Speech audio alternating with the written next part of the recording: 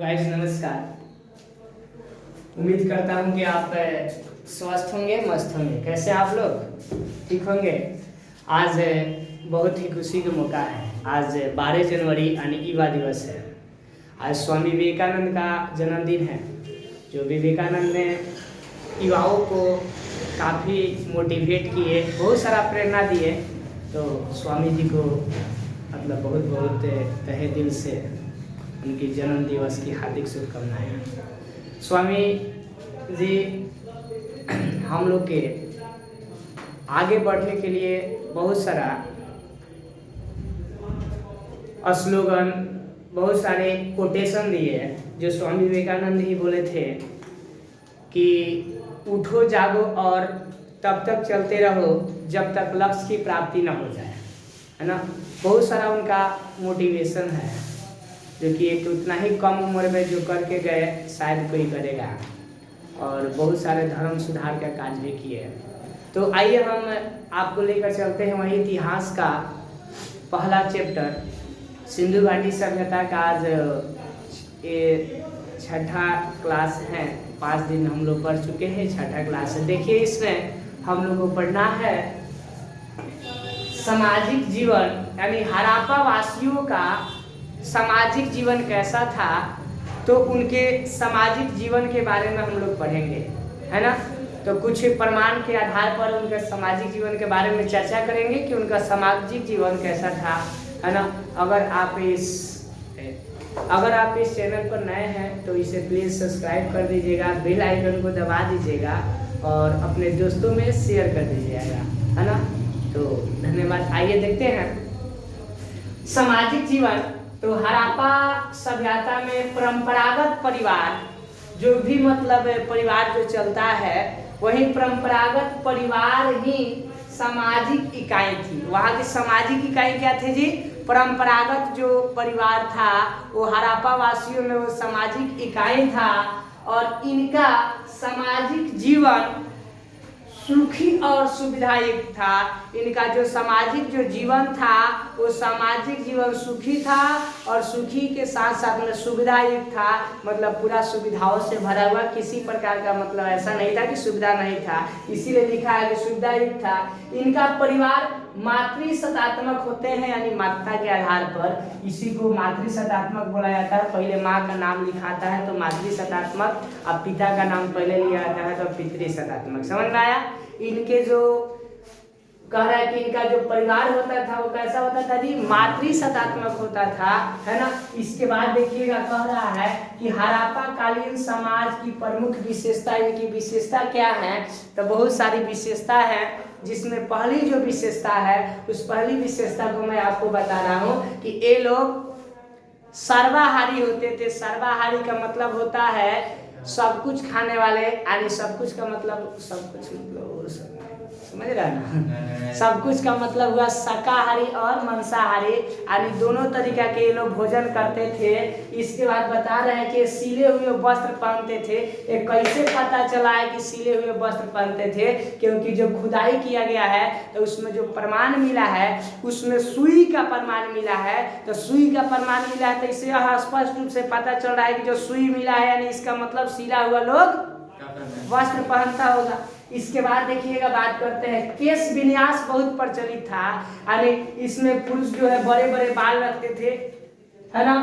और दाढ़ी मूछ भी रखते थे, ऐसे दाढ़ी रखते थे और मूछ रखते थे, है ना। और तथा स्त्रियां जो है वो जूड़ा बनाती थी। समझ रहे ना? जूड़ा बनाना तो समझ ही रहे हो। इस सभ्यता के लोग आभूषण के भी शौकीन थे। आभूषण के शौकीन थे क्योंकि गले में वो कंठहार पहनते थे, नकबाली पहनते थे, कनबाली पहनते थे। समझ रहा हो ना? है झुमका वगैरह सब पहनते थे। समझ रहा हो ना? झुमका मतलब जाता है? हाँ वही सर। हाँ, एक इसके लिए बहुत खतरनाक एक गाना आया था कि झुमका भुलाया कौन तो बाजार में, सुनो? हाँ, झुम काची था जी, कोई किसी को पता है? बरेली के।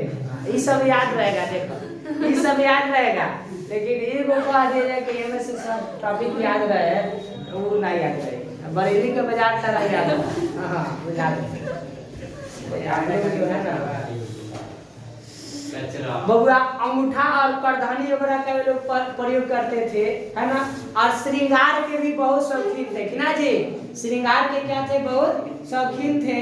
इसमें कहा जाता है कि वो जो नारियाँ जो थी वहाँ की स्त्रियाँ वो काजर वगैरह पाउडर वाउडर खूब लगाती थी, है ना। और आपको एक चीज और बताए हैं कि चहुंदरों से लिपस्टिक का प्रमाण मिला था ना। तो इन्हें से भी पता है कि ओठ लोग फोड़ती थी, समझ रहे हो ना।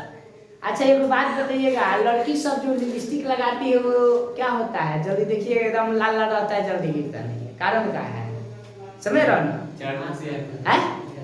मैं देखिएगा, सुनिएगा, लड़की इसमें क्या होता है ना कि संयोजक बल होता है, जिसके कारण से वो थोड़ा सा, और वो बढ़िया वाला लेटमी वाला लीजिएगा तो ज्यादा दिन है ना। आ लड़कियां सब देखिएगा, इधर देखिए, लड़कियां सब काजल करके आती है तो करिया करिया खूब बढ़िया होती दिखता है ना। लेकिन लड़का क्या करता है जी, लड़का अगर काजल करेगा, है ना, तो समझ रहे हो ना कैसा दिखेगा। अब हाँ, अब समझ लीजिए कि शादी में लड़का जा रहा है और वहां से सजाया गया एकदम, घरे से तो लड़का के पूरा काजल वाजल लगा दिया गया, है ना। लगा करके जोले, अब लड़की के दरवाजा तक पहुंचता है ना लड़का, जानते हो, पूरा मतलब एक बार उसका है में जहाँ किया इस ससुरा पूरा मतलब उसका अखवा जो होता है, समझ रहे हो कैसा होता है, अरे पूरा ससुरा जलाद जैसा दिखता है करिया, है ना। इसके पीछे जानते हो कारण क्या है, देखो ये लोग जो प्रयोग करती है काजल वगैरह जो है सो लेक्मी वगैरह का बढ़िया ब्रांड का, तो ये जल्दी छूटता नहीं है। और लड़का वाला है नॉर्मल, वो समझ रहे हो कैसा काजल रहता है, बस क्या करेगा लोग, एगो कजरौटा ना होता है, एगो दिया जलाएगा और दिया जला करके नीचे क्या कर दिया जाएगा, हैं वो बतिहर की क्या होता है, उसको जला करके और वही में लेके काजल लेकर के सेक दिया गया, बताओ वो बढ़िया होगा जी। अब वो तो एक लगाया जाएगा तो पता चलेगा कि ससुरा वो क्या हो गया, जला दे जैसा हो गया। हम ये बियाह करे तो हमारे वही हो रहा है, तो भाई रुमाल से लेके है अरे पूरा है हमारे दोस्तवा था, बड़ी मदद किया बेचारा, अभी तक बियाह करे ना काहे नहीं हुआ, हम सोचते हैं कि हम कर दे बियाह में हम हो जाए, है ना। हाँ पूरा एकदम भगवान जी तो देखे, हाँ का भाई, अरे तो सही मुंह देख रहा सब आईना में तारे दे एगो तो करियट और वही में साला कारिया करे काजल मुंहवा दिख रहा था कैसा, समझ रहे ना, जला दे जैसा, है ना। वही लड़कियां लोग का देखिएगा वो सुंदर लगता है, वही सब समझ रहा है ना, आप लोग समझदार है, देखिएगा ना। शीशे देखो वो वाली के लोग, है ना, स्त्रियां काजल पाउडर से सब परिचित थी, और शीशे कंधे तथा तांबे के दर्पण का, तांबा का दर्पण समझ रहा ना का प्रयोग किया जाता था। ये मिट्टी और धातु के बने बर्तन का प्रयोग करते थे, किसके, मिट्टी और धातु के, बताए थे ना कि धातु पर कुछ खोदा हुआ भी प्रमाण मिला है। लोग नृत्य का भी शौकीन थे, आपको हम पहले बताए थे काशी की मूर्ति मिला है जिसमें नगन स्त्री भी मिली है, और नृत्य करती हुई, ऐसे डांस करती हुई क्या मिली है जी, स्त्री मिली है। तो इससे यह पता चलता है कि लोग नृत्य कला के भी बहुत क्या थे, शौकीन थे।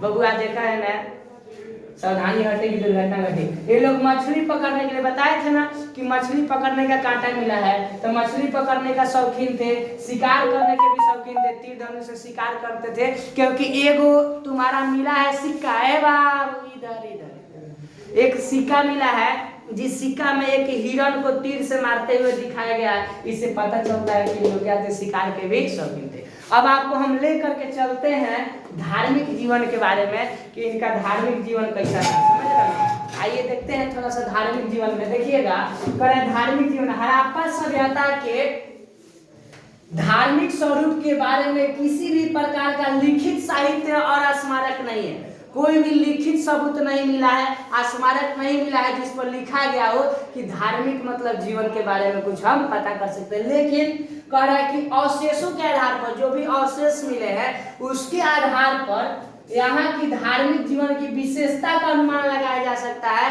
कि यहाँ के धार्मिक जीवन की विशेषताएं जो है वो धार्मिक जीवन की विशेषताएं क्या थी, इनका हम लोग अनुमान लगा सकते हैं। जैसे लिखा है कि अवशेषों के आधार पर धार्मिक जीवन का अनुमान लगाया जा सकता है।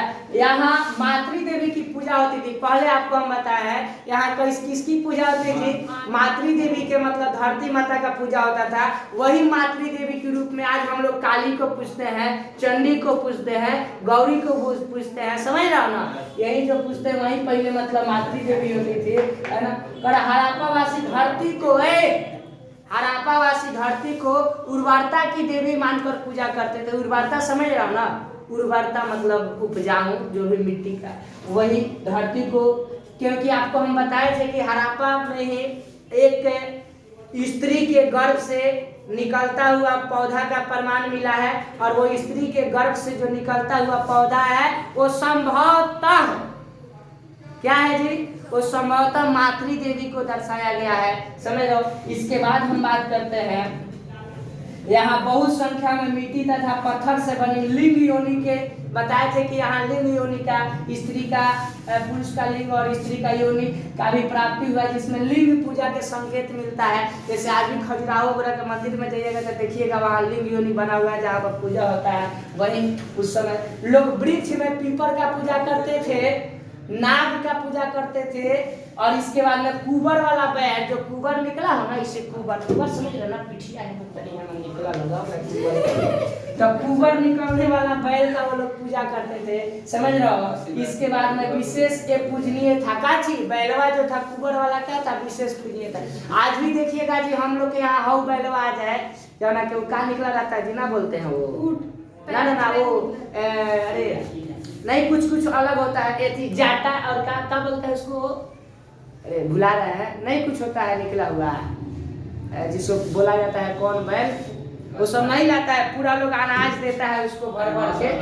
हाँ बासाहा बैल, देखा बासाहा बैल, तो बासाहा बैल को देखिएगा पूजा करने की ज्यादा परंपरा है। बासाहा बैल आज अगर हिला दे मुड़ी हिला दे, वो ससुरा सिखावल रहता है सब, कहिएगा हिलाने के लिए इतना हिलाएगा, तनी ज्यादा तनी समझ रहा ना, घूस दे दे, मतलब काचे समझ रहा, तनी ज्यादा पैसा से दे दे, जो लेकर आता है कहता तनी हिला दे मुड़िया, तब हिला देगा। अब मुड़ी हिला दिया तो समझो कि क्या है, कहते हाँ बढ़िया बढ़ंती होगा, समझ रहा ना, ऐसा है। मेरे घर आया था तो मेरी दादी दी तो इसे बोला तनी मुड़िया हिलवा दी, ऐसे लोग है, सब पैसा कमाने वाला देखिएगा कहा गया है कि जैसे दो भाई थे, तो एक भैया मतलब दोनों भैया जा रहा था स्कूल, तो एक भैया जो था सो पंडित जी लोग नहीं होते हैं, क्या बोलते हैं उसको, हाथ देखने वाले पतरा, तो एक भैया वाले कुछ ज्यादा रुपया था तब हाथ दिखाया ना, तो ज्यादा रुपया लगा, देखो तुम पढ़ करके डॉक्टर इंजीनियर बनेगा, एकदम लिखा है बनेगा, और दूसरा तरीका पैसा, हाँ तुम भी बनेगा कुछ, बस तुमको मेहनत करने की जरूरत है।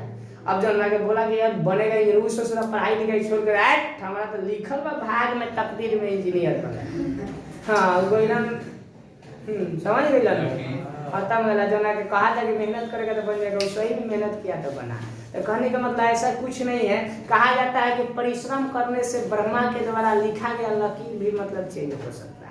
मेहनत करो ना, हम कहेंगे कि तू फर्स्ट डिवीजन आई बा, हमारा आशीर्वाद बा, बिहान से जाके एकदम तेल लगा के चुपचाप गोल में तेल लगा के सुतल बा, फर्स्ट डिवीजन आई कहियो नहीं, कब आएगा जब उसके लिए मेहनत करो, समझ रहा ना, क्योंकि वर्क इज वर्कशिप, क्या है कर्म ही पूजा है, कर्म कीजिएगा तब तक कुछ होगा, जैसे कर्म कीजिएगा वैसा ही फल मिलेगा।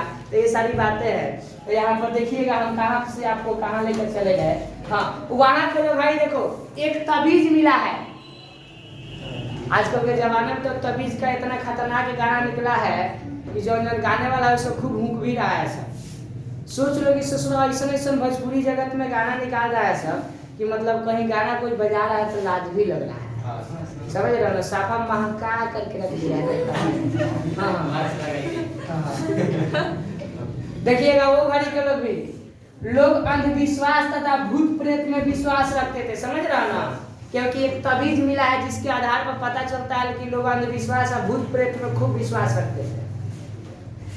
मृतक संस्कार का कुछ निश्चित प्रमाण नहीं मिला है कि मर जाने के बाद लोगों को कैसे मतलब वो लोग जलाते थे या दफनाते थे, लेकिन जो प्रोफेसर मार्शल महोदय जी है वो कहते हैं, उनके अनुसार कहा जाता है कि सिंधु निवासी लोग शवों को 3 तरीका से उत्सर्जन करते थे, 3 तरीका से मतलब दफनाते, जो भी है वो करते थे। पहला जो देखिए दिख रहा है ना उसमें, देखो वीडियो में नीचे क्या दिख रहा है ना, देखिए पहला है पूर्ण समाधिकरण। देखो बाबू, पूर्ण समाधिकरण का मतलब क्या होता है? मतलब पूर्ण रूप से शव को क्या करना, समाधि में, मतलब समझ रहे हो ना, समाधि का मतलब पूर्ण रूप से मतलब मिट्टी का गाढ़ा खोल कर उसके अंदर शव को क्या करना, दफना देना। एगो पहला प्रमाण मिला है पूर्ण समाधिकरण। दूसरा है कि आंशिक, आंशिक मतलब अनिशु, थोड़ा सा आंशिक समाधिकरण। आंशिक का मतलब ही ना भाई कि आधा वगैरह के दफना देंगे, आधा बाहर रखने ना, थोड़ा सा। आंशिक का मतलब थोड़ा सा दफनाएंगे और थोड़ा सा क्या करेंगे। देखो आंशिक समाधिकरण में क्या कहा गया है, आपके बुक कहता है, एनसीईआरटी कहता है कि ऐसा माना जाता है कि पहले शव को मरने के बाद लोग ऐसे छोड़ देते थे, कहीं रख देते थे, है ना। रखने के बाद कहते थे कि जीव जीव को खाता है, और कौआ चिड़िया जो भी है, जो भी गिद्ध कौआ जो भी है उसको नोच नोच कर खाते थे। खाने के बाद में जो उसमें का हड्डी ठठरी अब जो बच जाता था उसको ले करके अब समाधिकरण करते थे। उसको हम लोग क्या बोलेंगे, आंशिक समाधिकरण। बोलिए कोई दिक्कत? और तीसरा है कि दाह कर्म, दाह मतलब जला देना। एक और प्रमाण मिला है, इसमें लोग क्या करता था, उसको पूरा जला देता था, और जलाने के बाद जो उसमें का राखी उखी है उस राखी को लेकर के अंतिम में भी खत्म कर देता था, उसको भी जमीन के अंदर क्या करता था, गाड़ देता था। समझ रहे? ऐसे 3 गो प्रमाण मिला है। ये था आपका आज का क्लास। फिर हम लोग मिलते हैं नेक्स्ट क्लास में, तब तक के लिए आपको इतना समय देने के लिए धन्यवाद।